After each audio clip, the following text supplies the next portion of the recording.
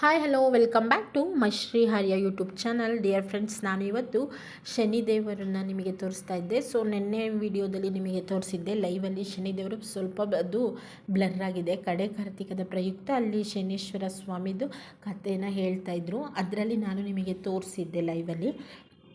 But ಇದು ನಾನು video ಹಾಕಿದ್ದೀನಿ ನೋಡಿ.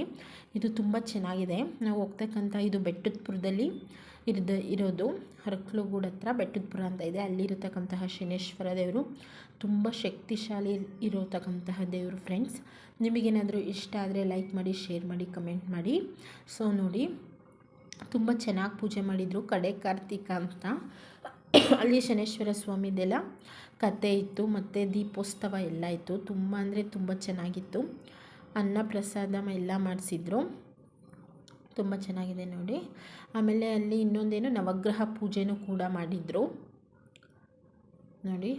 ಸೊ ಎಲ್ಲರಿಗಿಂತ ಶಕ್ತಿಯಾದಂತಹ ದೇವರು ಶನೇಶ್ವರ ಸ್ವಾಮಿ. ಶನೇಶ್ವರ ಸ್ವಾಮಿದು ಅನುಗ್ರಹ ಇದ್ದರೆ ನಮಗೆ ನೆಕ್ಸ್ಟು ಮನೆ ದೇವರು ಅನುಗ್ರಹ ಕೊಡೋದು ಅಂತ ಹೇಳ್ತಾರೆ. ಸೊ ಹಾಗಾಗಿ ತುಂಬ ಚೆನ್ನಾಗಿದೆ ಫ್ರೆಂಡ್ಸ್. ನೆಕ್ಸ್ಟು ಇನ್ನು ಶನಿ ಮಹಾತ್ಮೆ ಕತೆ ಬರುತ್ತೆ ನೋಡಿ. ಇಷ್ಟ ಆದರೆ ಲೈಕ್ ಮಾಡಿ, ಶೇರ್ ಮಾಡಿ. ಓಕೆ.